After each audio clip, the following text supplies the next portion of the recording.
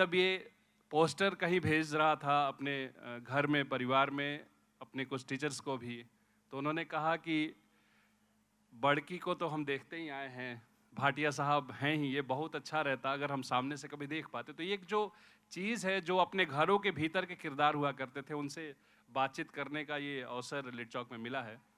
तो मैं भी बहुत समय नहीं लूँगा, सीधे सीधे बात करेंगे हम। आप दोनों की कहानियाँ लगभग लोगों ने जानी हुई है। मेरे लिए आपके जीवन के जो थिएट्रिकल एक्सपीरियंसेस हैं उस पे कुछ बात करेंगे। मुझे जानना थोड़ा दिलचस्प रहेगा, क्योंकि दो एक्टर एक ही छत के नीचे हैं, एक ही छत के नीचे आप लोग रह रहे हैं। और फिर एक होता है कि हमने अमिताभ बच्चन और जया भादुरी वाली वो फिल्म भी देख रखी है, अभिमान, और ऐसे दो एक जैसे स्टार्स की भी कहानियां हमने देख रखी है कि कैसे ईगो क्लैशेस हो जाते हैं, या फिर क्रिएटिव इनपुट्स का भी जो एक होता है ना कि मैं अमुक मेथोडोलॉजी यूज करूंगा या करूंगी, या तुम कौन सा करते हो, या फिर ऐसे तुमको करना चाहिए, तुमको ऐसे करना चाहिए। और ये सब किचन में या ड्राइंग रूम में बैठ के तमाम से चलते फिरते इवनिंग मॉर्निंग वॉक के समय, क्या ऐसा होता रहा क्या आपका शुरुआती दिनों में, जब आप शादीशुदा नहीं थे उस समय की बताइए, फिर शादी के बाद परिस्थितियाँ कितनी बदली? इसको मैं बहुत कॉमन बातों में लाना चाहती हूँ कि जैसे मैं जो मेरा बिलीव है वो मुझे लगता है जब हमारे बुजुर्ग लोग थे जिन्होंने ये प्रथा चलाई थी कि बाल विवाह कर दिया जाए ताकि लड़की जो है जिस घर में जाए वो उसी घर की हो जाए बचपन से।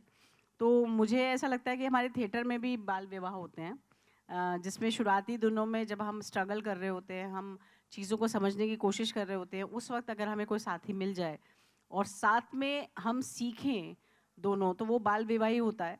और मेरा और मनोज का भी एक तरह से कहूँ तो बाल विवाह हुआ है, क्योंकि मनोज ने जब थिएटर शुरू किया था, मैं भी पहले काम कर चुकी थी लेकिन एज ए चाइल्ड आर्टिस्ट कर चुकी थी।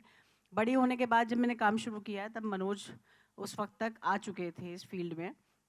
और मुझे लगता है कि हम लोगों ने स्टेप बाय स्टेप दोनों ने साथ में सीखा है, तो उतनी ही हम दोनों के बीच में गहरी दोस्ती है इस पर्टिकुलर एक्टिंग फील्ड को लेके कि हम क्योंकि एक साथ ग्रोथ किए हैं हम दोनों ने, एक साथ हमने सीखा है, एक साथ कुछ ऐसे कॉमन लोग हैं जिनके साथ हम दोनों ने ही काम किया है। तो हमारी जो सोच है इस कला के प्रति वो मुझे लगता है काफ़ी एक साथ डेवलप हुई है, इसलिए शायद एक सी है। और चॉइसेस भी एक सी हैं, हम एक सी फिल्में देखना पसंद करते हैं, एक सा नाटक देखना पसंद करते हैं। तो वो बाल विवाह जो होता है जिसमें दोनों बच्चे एक साथ बड़े होते हैं और एक दूसरे के पूरक हो जाते हैं, तो मुझे लगता है हमारे साथ भी वो इत्तेफाक हुआ है। इसीलिए शायद अभी तक ऐसा है कि जब भी हम कोई काम करते हैं, मनोज करते हैं या मैं करती हूँ, तो हमारे बीच ऐसा नहीं कि हम कोई डिसाइड करते हैं कि चलो आज बैठ के बात करेंगे, ऐसा नहीं है। बस वो चलते फिरते कहीं ना कहीं अब मुझे मालूम है मनोज पर्टिकुलर एक रोल करने वाले हैं, तो चलते फिरते मुझे लगता है अरे मैंने सोचा तुम जो करने वाले हो उसमें अगर तुम वो ऐसा करो तो बड़ा अच्छा लगेगा। या मनोज का ऐसा रहता है कि वो चलते फिरते उनको ध्यान आता है कि अरे तुम वो करेक्टर करने वाली हो तो उसमें कुछ इस तरह से भी सोच सकती हो। तो एक दूसरे की इस तरह से हम हेल्प करते हैं। और हमारे बच्चे भी क्योंकि अब इसी फील्ड में हैं, मनुकृति और मयंक दोनों ग्रेजुएट हैं एक्टिंग से, तो हम चारों का एक बहुत अच्छा साथ हो जाता है। और हमें बहुत खुशी है कि हमारे पास दो बच्चे यंग जनरेशन भी हैं जो आज की कला जो आज लोग अप्रिशिएट कर रहे हैं या जो आज लोग रिसीव करना चाहते हैं वो हमें बता पाते हैं। तो हम उनके साथ अप टू डेट हो रहे हैं, हम दोनों थोड़ा सा नई चीज़ों को भी सीख रहे हैं उन बच्चों से। और अपना जो पुराना कॉन्फिडेंस है उसको तो हम साथ में लेके चल ही रहे हैं। और मुझे लगता है कि हम दोनों को वो बहुत हेल्प मिलती है एक दूसरे से काम करने के वक्त। और क्रिटिसाइज भी बहुत करते हैं हम। हाँ, लेकिन ये जानिए कि कम से कम क्रिटिसाइज करने के दौरान भी क्रिएटिविटी का और थिएटर का ये एक एक थिएटर की ट्रेनिंग है कम से कम, कि वहाँ बेलन नहीं चलता है। हाँ, मतलब, और ना लाइटर मोड में कह रहा हूँ इसको।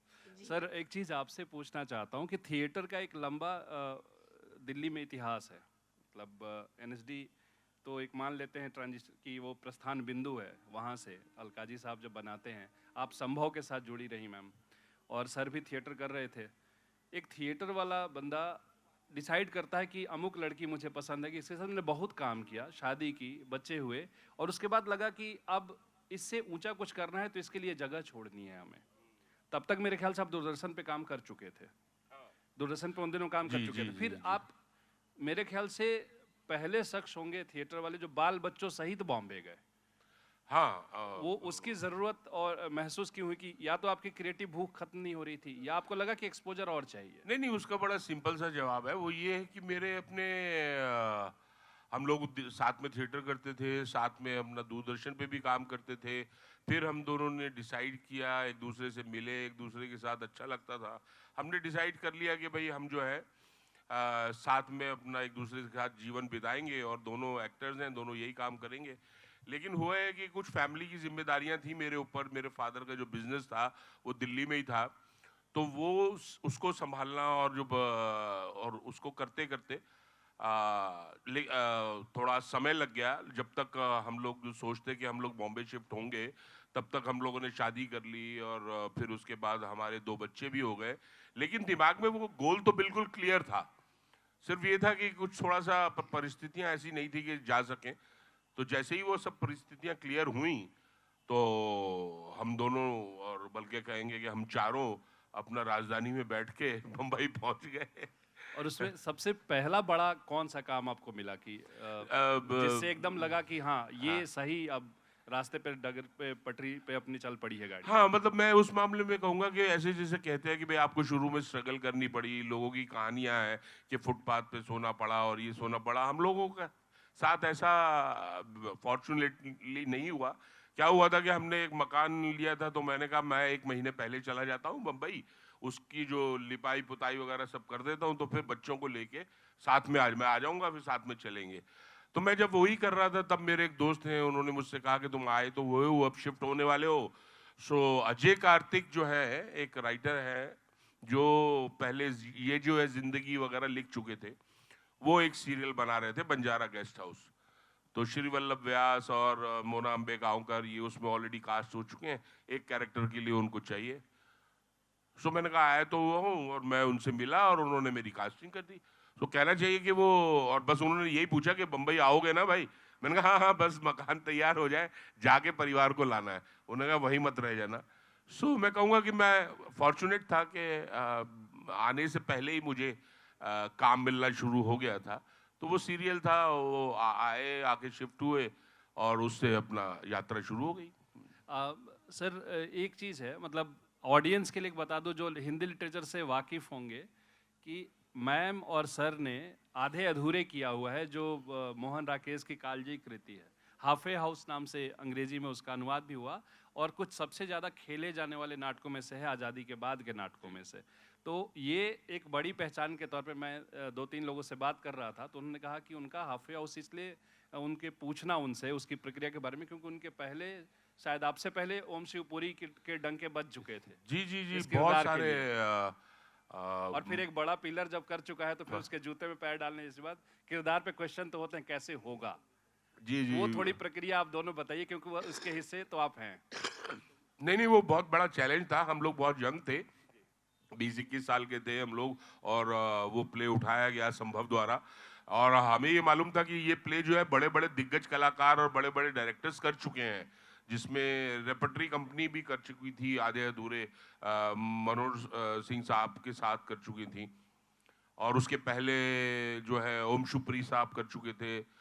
सो चैलेंज था, और कहना चाहिए कि वही प्ले जो है फिर हम लोगों ने किया, तो वो काफ़ी पसंद किया गया, और उसके बाद से उसके काफ़ी शोज हुए। और वही कहेंगे कि वो बेसिकली आधे अधूरे के अंदर ही हम दोनों पूरे हुए हैं।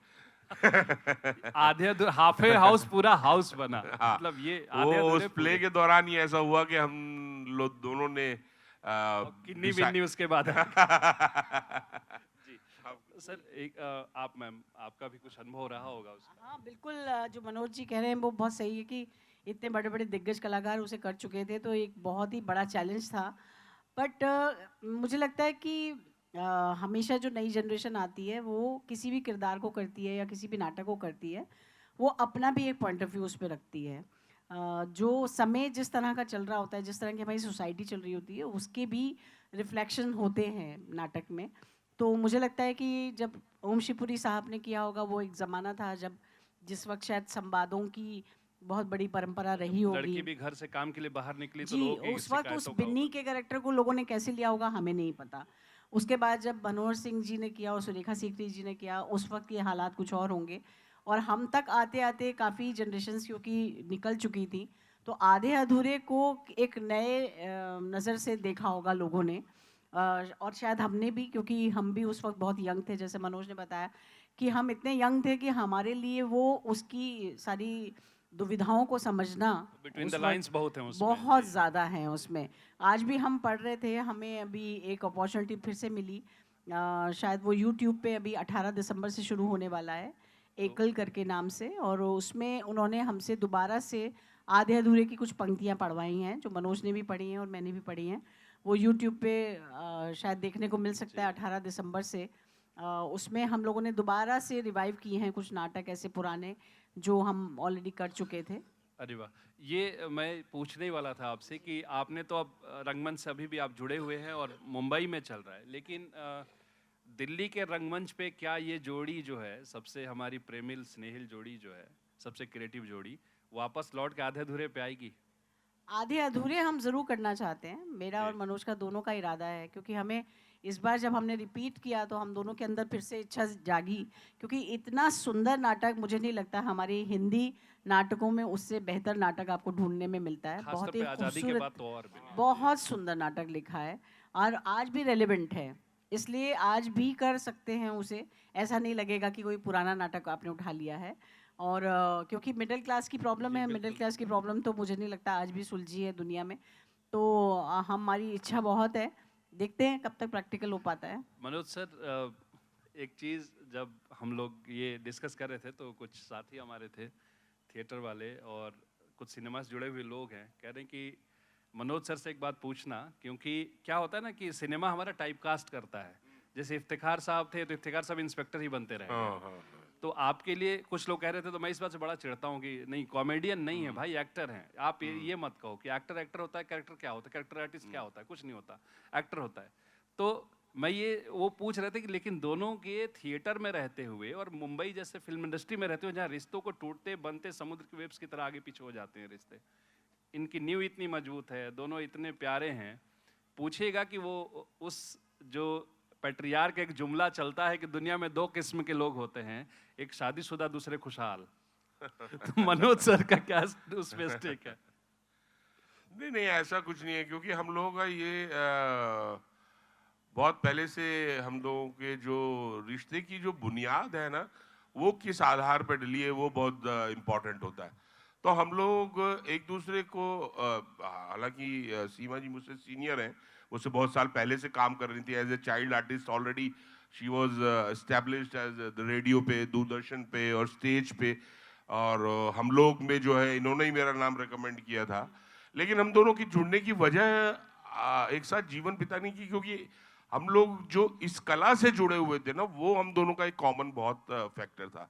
और हमारा आज तक भी जो संबंध है वो जो है, उसका कॉमन जो आधार है वो कि हम एक पैशन से जुड़े हुए हैं, जिसकी वजह से।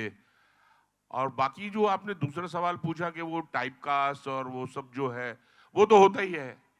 अभी देखिए, कोई हलवाई की दुकान खोलेगा तो उसके पास जो है 4 तरह की 10 तरह की मिठाई है। अब पता चलता है कि नहीं, एक जो है उसका कलाकंद बहुत हिट हो गया। अब ये तो वो बंद तो नहीं कर देगा। बम्बई जैसे शहर में अब सब कॉमेडी कॉमेडी कॉमेडी करवाते। कॉमेडी करना कोई आसान काम नहीं है, तो हम भी करते रहे, क्योंकि क्या है कि भाई अब एक कलाकंद बिक रहा है तो बिकते रहो, उसको अच्छा तो है। बाकी मौका लगेगा तो दूसरे लोगों को दूसरा टेस्ट भी देंगे। तो वही होता है, समय है, समय आया, लोगों ने धीरे से रियलाइज किया कि पोटेंशियल और तरह के काम करने का भी है। फिर और अलग तरह की फिल्में भी आई, अलग तरह के रोल भी आए। और ये शायद यही चीज़ जो लोगों को देखने को मिल रही है, जी पे जो आ रहा है, जी थिएटर पे जो आप कर हाँ। रहे हैं, किससे अनसुने सुने अनसुने करके, और मंटो की कहानियों की जो ड्रामेटिक रीडिंग आपने करी है, जी। उसमें एक अलग ही रूप आता है। मेरे लिए सबसे चौंकाऊ काम था आपका ब्रह्मदत्त सिंह वाला किरदार आर्टिकल 15 का, आर्टिकल 15, क्योंकि हाँ। मैं दिमाग में लेके बैठा हूँ एक ऐसा व्यक्ति जिसके तमाम जीवन में जितना आपके तम है, वो उस आदमी को पर्दे पे देखते ही सारा दूर हो जाता है। तो मैं जाता हूँ और देखता हूँ कि अरे ये किरदार भी हो सकता है। और कल हमारी बातचीत हो रही थी तो मैंने कहा कि मैं आपको उस सीन के लिए याद रखूंगा हमेशा, क्योंकि आपने एक शौक दिया और एक कैरेक्टर की एक वो जो जिस जिंदादिली के साथ जिया आपने तमाम पीछे के किरदार निभाए हुए भाटिया जी तमाम डिलीट हो गए और मुझे याद रहता है ये आदमी खड़ा रहेगा और डरा देगा। तो वो ये ताकत है। और आप जो कह रहे हैं टाइपकास्ट तो जो बिक रहा है तो वो बेचते जाते हैं, वही चीज़ है। ठीक है सर, एक चीज़ और मैं जानना चाहता हूँ कि आप दोनों एक चीज़ में एकदम क्रिस्टल क्लियर है। एक पिछले कुछ सालों में ना एक बहस चल रही थी कि एक्टर है थिएटर पे, खास तौर पे विद्यालयों से पढ़े हुए लोग, नाट्य विद्यालयों से और तमाम लोग एक बात की पैरवी नहीं करते हैं कि हम एक्टर हैं, ऑलरेडी हम ट्रेंड हैं, तमाम दुनिया के माहिर उस्तादों से सीखे हुए लोग हैं। लेकिन उसके बाद कुछ लोग ऐसे पैदा हो गए हैं, कुछ टीम्स ऐसी पैदा हो गई जो हमें चेक करती हैं कि तुम्हारी एबिलिटी है अमुक रोल के लिए। और आपने कहा कि अगर आप एक्टर हैं तो आपको ऑडिशन देना चाहिए। और ये बहस पीछे 2-3 सालों में खूब चली। और कुछ बड़े मतलब बड़े एक्टर्स ने कहा कि अरे यार जिनको अपना कुछ फेल्योर एक्टर हैं वो कास्टिंग डायरेक्टर बने बैठे हैं। तो इस पे आप लोगों ने बड़ी खुल के बात कही। मैं थोड़ा सा इसको जानना चाहता हूँ कि आप पैरवी कर रहे हैं इसकी। नहीं, हमारा हमेशा से मानना रहा है कि ऑडिशन देना वो एक सिस्टम है, वो एक इंडस्ट्री का सिस्टम है कि कोई भी आदमी जो प्रोड्यूस कर रहा है, फिल्म बना रहा है, जब वो डायरेक्टर ने कहानी सोची है, उसके विजन में एक कैरेक्टर्स हैं, तो वो देखना चाहता है कि भाई मैं जो सोच रहा हूँ कि भाई इस एक्टर को इस रोल में लूँ तो वो फिट होता है कि नहीं होता है। तो कास्ट कहाँ है? मतलब ये एक्टर्स जो हैं, जो ट्रेंड एक्टर मानते हैं अपने आप को, जो हैं भी, हाँ, मतलब नहीं मेरे को लगता है कि मैं तो यही कहना चाहूंगा कि अपने ऊपर इतना कॉन्फिडेंस होना चाहिए। जैसे मुझे याद है बहुत साल पहले दिया टोनी एक जो प्रोडक्शन हाउस है, उनका एक सीरियल था जस्ट मोहब्बत, और पेरेंट चिल्ड्रन साइकोलॉजी के ऊपर था। तो मैं वहाँ उनसे मिलने गया तो उन्होंने मुझसे कहा कि आप बुरा ना माने तो एक ऑडिशन लेना चाहेंगे। तो मैंने उनसे ये कहा कि मैंने कहा मैं तो ऑडिशन देना चाहूँगा, क्योंकि मुझे मालूम है कि अगर ऑडिशन लेंगे आप तो आप फंस जाएंगे, फिर उसके बाद किसी और को कास्ट कर ही नहीं पाएंगे। सो ऑडिशन उन्होंने लिया। तो मुझे लगता है कि एक्टरों को अपने काम पे भरोसा होना चाहिए और अच्छे से प्रिपेयर करके ऑडिशन दें, और ऐसा दें कि अगर 50 लोगों का ऑडिशन दिया है तो आपका सिलेक्शन क्यों नहीं होगा।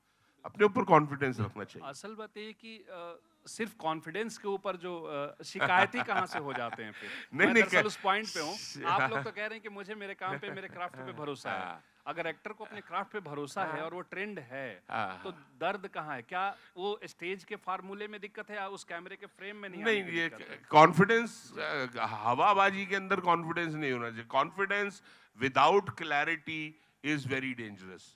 क्लैरिटी होना बहुत जरूरी है लाइफ के अंदर। खाली कॉन्फिडेंस नुकसान पहुंचा देगा आपको। मैं इसके बारे में जो मनोज जी ने कहा है वो तो बिल्कुल फैक्ट है, वो एक्टर की तरफ की बात है। पर मैं ये कहूँगी कि हमारे हिंदुस्तान में सबसे बड़ा प्रॉब्लम ही यही है कि हम विदेशी चीज़ों की कॉपी करते रहते हैं बिना ये कॉन्सेप्ट को समझे कि इसका मतलब क्या है। तो जैसे जहाँ तक ये ऑडिशन है, वो ऑडिशन क्यों ले रहे हैं ये ऑडिशन लेने वालों को ही नहीं पता है। और जो लोग वहाँ चुने जाते हैं ऑडिशन लेने के लिए, वहाँ गड़बड़ है। जहाँ आप जो बोल रहे हैं ना कि दर्द कहाँ है, वो वहाँ गड़बड़ है कि वो ऑडिशन का मतलब नहीं जानते। उनको एक रट्टाफिकेशन और एक पैसेज दे दिया जाता है कि जो भी एक्टर आए उससे ये बुलवा के देख लेना, इसमें थोड़ा सा इमोशन होना चाहिए, इसमें थोड़ा सा ये होना चाहिए, ये होना चाहिए। जो ऑडिशन ले रहा है उसको पता ही नहीं है। अगर वो एक्टर जो सामने वाला टैलेंटेड है और वो कुछ अपनी तरफ से देना चाह रहा है, मगर जो ऑडिशन ले रहा है वो लेना ही नहीं चाह रहा उसे, क्योंकि उसको पता ही नहीं है, उसकी अपनी लिमिटेशन है, उसकी अपनी सोच है। तो वो क्या करता है कि नहीं नहीं नहीं नहीं सर ये मत करिए, आप मेरे को तो यही बताया है, इतना ही फीड किया, आप इतना ही करके जाइए, आप एक्स्ट्रा मत दीजिए मुझे। तो जो टैलेंटेड एक्टर है, जो ट्रेंड एक्टर है, जो आपका सवाल है कि वो सामने खड़ा हुआ, वो कह रहा है कि बेवकूफ़ आदमी मेरी बात सुन, मुझे वो बताने दे जो तुझे भी नहीं पता। मैं इस करेक्टर में तुझे वो देख करके देता हूँ जो तुझे शायद काम आ जाएगा। तो वो रिकॉर्ड तो कर लेता है और कहता है हाँ हाँ सर बहुत अच्छा हुआ आपका ऑडिशन, ठीक है ठीक है, पर वो उसको क्रॉस लगा देता है। उसके आगे क्या होता है, वो ऑडिशन फिर जाती है उस डायरेक्टर के पास। डायरेक्टर के पास ऑडिशन तब जाती है जब वो कास्टिंग डायरेक्टर्स जो होते हैं वो उसमें से चयन करते हैं कि इसमें से 100 लोगों ने दिया है तो इसके 10 हमें चुन के डायरेक्टर को भिजवाने हैं। वो 10 जो होते हैं वो कास्टिंग डायरेक्टर के अपने चहेते होते हैं। उन 100 में से जो टैलेंटेड एक्टर आया होता है, वो जो परफॉर्म करके गया होता है और वो जो अपनी कंट्रीब्यूशन देके गया होता है, उस कंट्रीब्यूशन को वहाँ से चुरा के उन 10 लोगों में उसको डाला जाता है, उनको ट्रेंड किया जाता है कि देखो वो एक्टर करके तो कुछ गया था एक्स्ट्रा, उसको तुम कॉपी करो, तुम उसको करो और ये हम डायरेक्टर के सामने पेश करेंगे। तो ये बहुत बड़ा चैनल है जो कि मुझे लगना चाहिए काफ़ी हद तक करप्ट हो चुका है, जिसकी वजह से टैलेंटेड एक्टर या जो ट्रेंड एक्टर या पैशनेट एक्टर जब ऑडिशन देने जाते हैं वो वहाँ मात खा जाते हैं। ऐसा नहीं कि उनके अंदर कमी है, कमी उस सिस्टम के अंदर हो रही है जहाँ से उनको करेक्ट तरीके से चैनलाइज नहीं किया जा रहा, या ये नहीं बताया जा रहा कि आपको एग्जैक्टली हीरे चुनने कैसे हैं। जो आपके सामने आया उसमें क्या ऐसी प्रतिभा है जो डायरेक्टर तक पहुंचानी बहुत ज़रूरी है, तो प्रॉब्लम वहाँ है।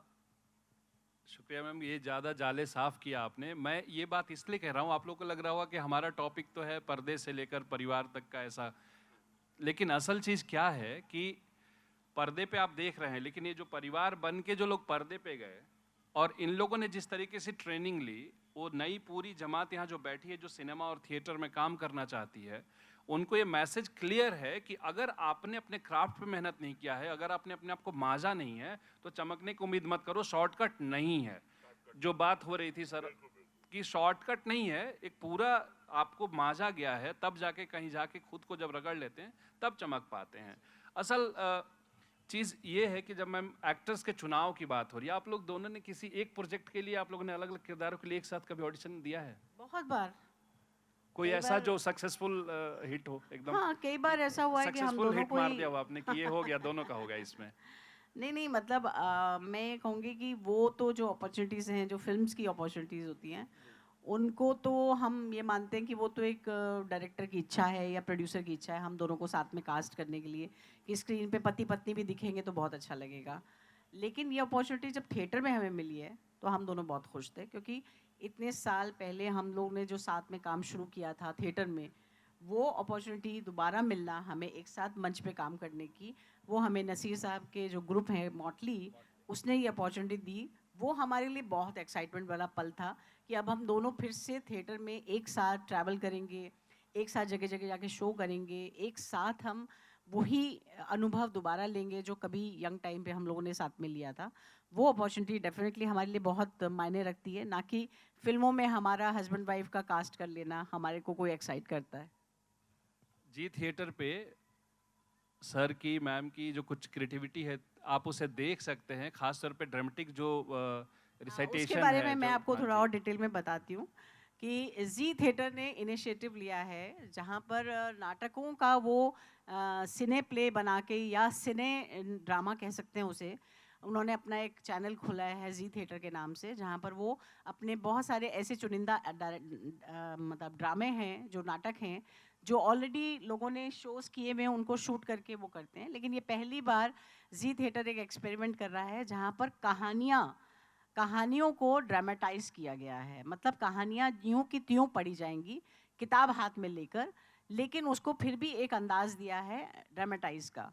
वो कहानियाँ जी थिएटर पे बहुत जल्द देखने को मिलेंगी, जिसमें मैंने 6 कहानियाँ चुनी हैं जो डायरेक्ट की हैं हमारे ग्रुप ने, कोपल थिएटर ने, और उसमें मनोज जी ने भी एक कहानी की है मंटो की, और टोबा टेक सिंह, और हतक जैसी कहानी है उसमें, ईदगाह जैसी कहानी है उसमें, गुल्ली डंडा जैसी कहानी है। काफ़ी खूबसूरत 6 कहानियों का एक गुच्छा है जो पहली बार जी थिएटर प्रेजेंट करने जा रहा है। तो मेरी आप लोगों से गुजारिश है, जब भी आपको वक्त मिले उसे ज़रूर देखिएगा। इसलिए नहीं कि हमने किया है, इसलिए कि लिटरेचर के नज़दीक जाने का एक मौका हमारी यंग जनरेशन को उससे मिलेगा। जो हम किताब नहीं पढ़ पाते हैं उसे हम सुन पाएंगे और देख पाएंगे। तो आप लोग नज़र रखिएगा जी थिएटर पे। टाटा प्ले पे अभी भी वो अवेलेबल है, अगर आपके पास टाटा स्काई है या टाटा प्ले है तो आप अभी भी उसे देख सकते हैं, लेकिन बहुत जल्द वो जी थिएटर पे आने वाला है। शुक्रिया मैम। देखिए आपने टेक्स्ट पढ़ा होगा, लेकिन अब विजुअल टेक्स्ट भी अब देख लीजिए, तब दोनों के काम से और ज़्यादा आप परिचित हो पाएंगे। अगर आपने सिनेमा से बाहर जानना है कि सेक्टर की रेंज क्या है दोनों की, मैम आपसे नहीं सर से पूछूंगा, और सर भी मान लीजिए कि मैम नहीं सुन रही हैं, आप ही बताइए कि आप इनको बतौर डायरेक्टर बेहतर मानते हैं बतौर एक्टर?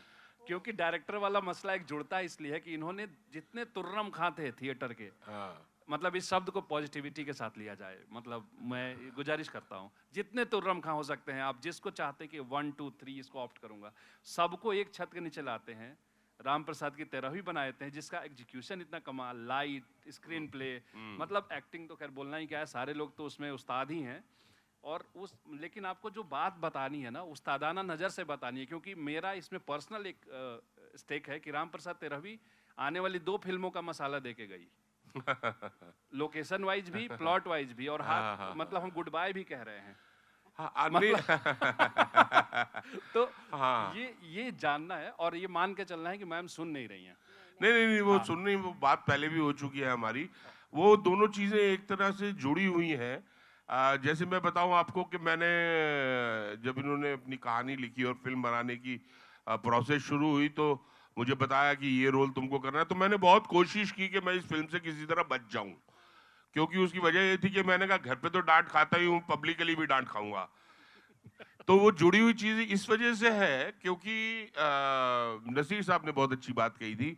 मैंने उनसे कहा कि मेरा कई 1-2 बार झगड़ा हो गया इनसे फ़िल्म के सेट पे, तो उन्होंने कहा ये इस वजह से है क्योंकि एज़ एन एक्टर वो जिस तरह से, जितने पैशन से और जितनी इन्वॉल्वमेंट से काम करती हैं खुद जब किसी प्रोजेक्ट में, तो वो ये उम्मीद रखती हैं कि जो फ़िल्म वो बना रही हैं उसमें जो एक्टर्स इन्वॉल्व्ड हैं, वो उतनी ही पैशन से, उतनी ही शिद्दत से, उतनी ही मेहनत से काम करेंगे। तो ज़रा-सी भी वो लापरवाही होती है तो वो भड़क जाती हैं कि ये एक्टर्स हैं, ये वो।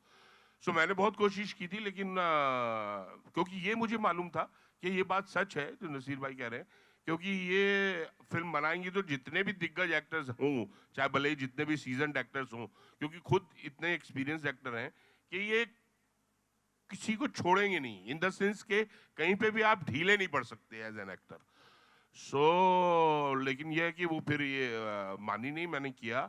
हर एक्टर, किसी से भी आप पूछेंगे, आप राम प्रसाद की 13वीं में सबका यही एक्सपीरियंस रहा कि बहुत मजा आया, बहुत बेहतरीन फिल्म बनी, लेकिन हाँ ये जरूर है कि सीमा की नजर से बच जाना बड़ा मुश्किल था कि कोई काम सबको साधना हल्के में नहीं ले सकते आप।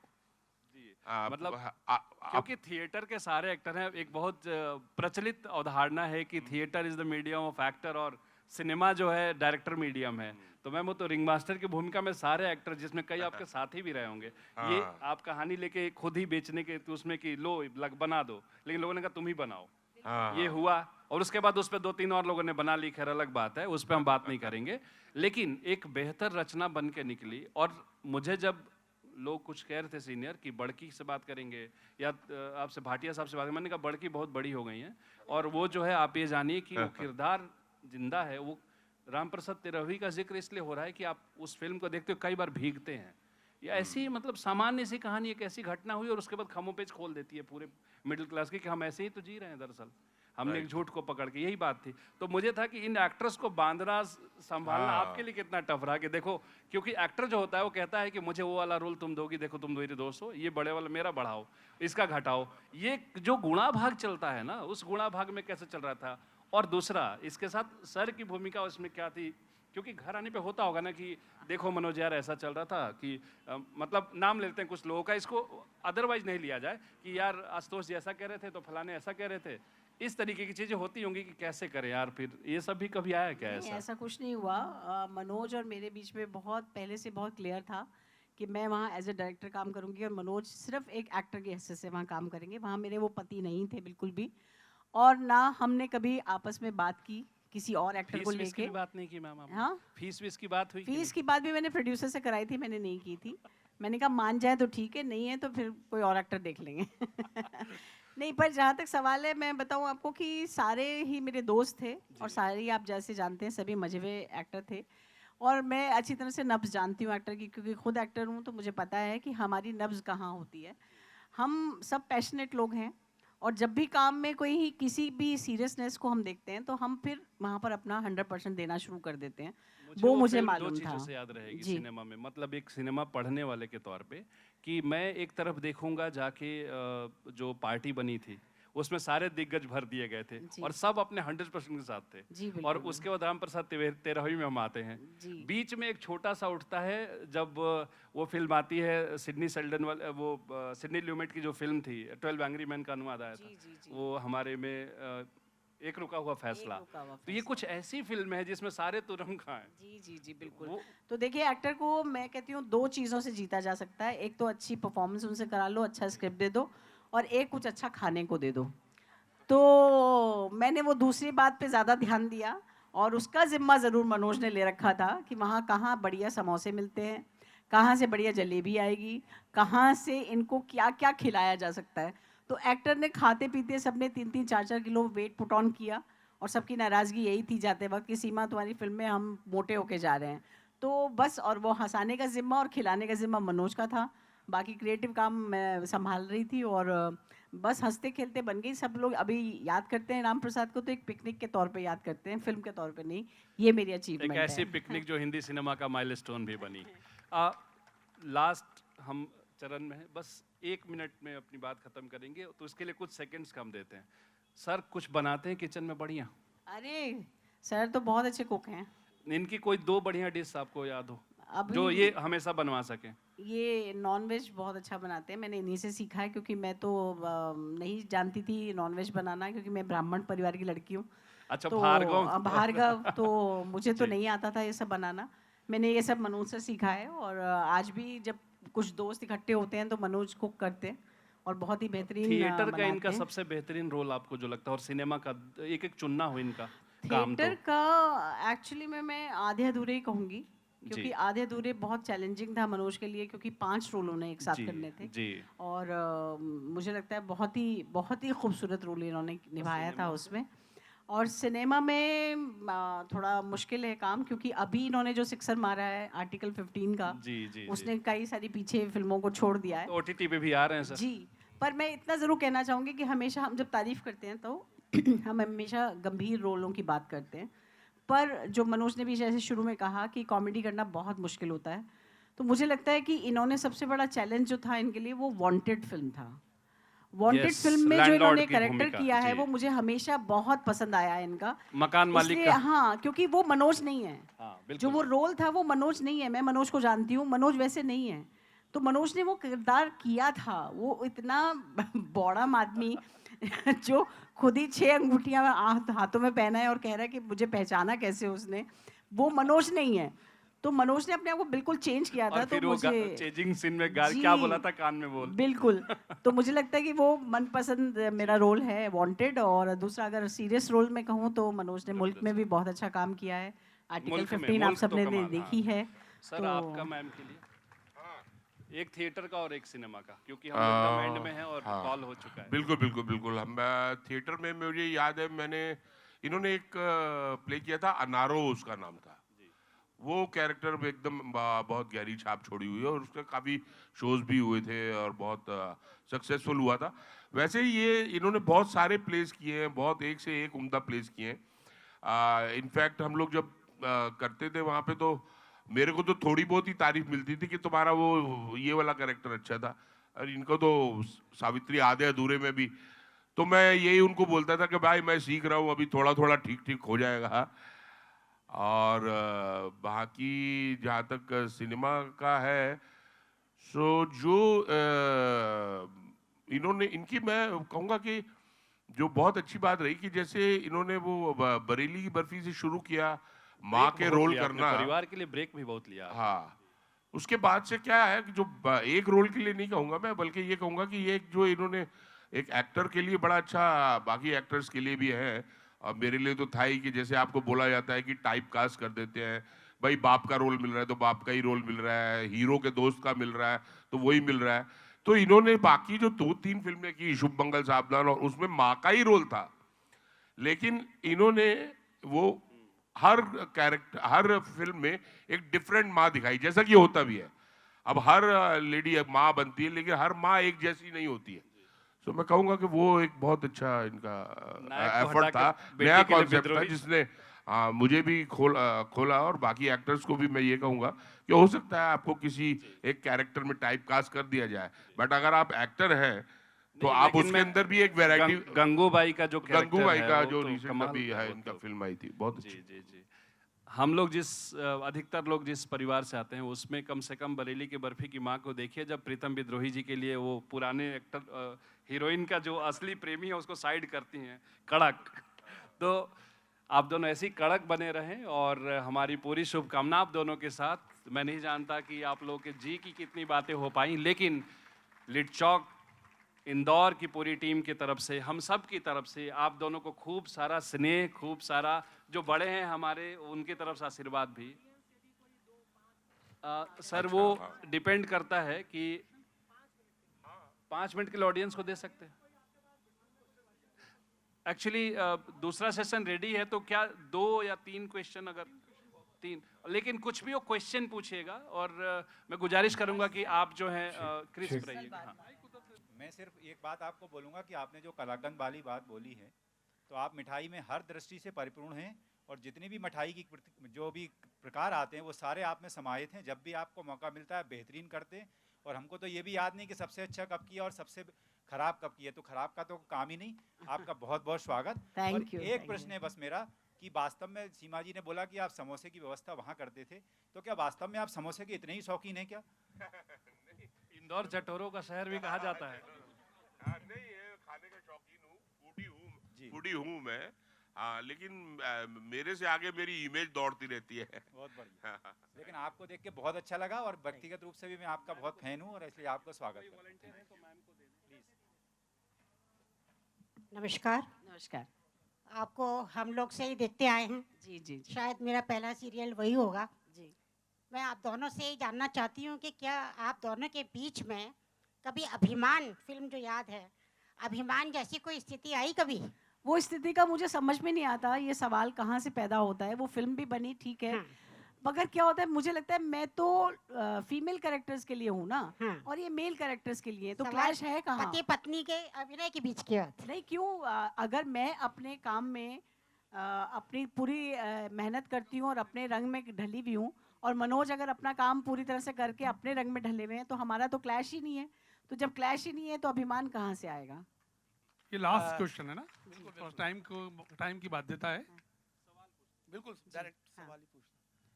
सीमा मैडम से मेरा सवाल है, आप लोग लंबे समय से फिल्म बना रहे हैं, फिल्म इंडस्ट्री में हैं, क्या कोई इस तरह की मुहिम आएगी कि जिसमें नए इमर्जिंग एक्टर को, जो छोटे शहर बड़े शहर से बन रहे हैं, उनको ऑडिशन के थ्रू मौका मिले? एस्टेब्लिश एक्टर को तो हमेशा काम मिलता है।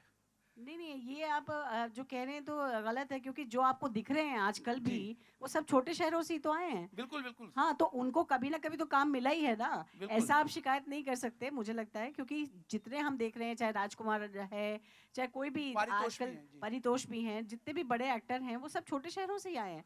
लेकिन कुछ समय लगता है, हर चीज को कुछ समय लगता है, और आपकी मेहनत पे भी डिपेंड करता है। उन लोगों ने मेहनत की, चाहे वो छोटे शहर से थे, उन्होंने उस स्ट्रगल को पूरा भुगता है, उन्होंने ऑडिशंस दी हैं, और फिर उनके किस्मत ने भी थोड़ा साथ दिया है और वो आ गए हैं। तो छोटे शहरों का वहाँ पर कुछ नहीं होगा ऐसा तो है नहीं। तो मैडम ये शहरों से ही हैं।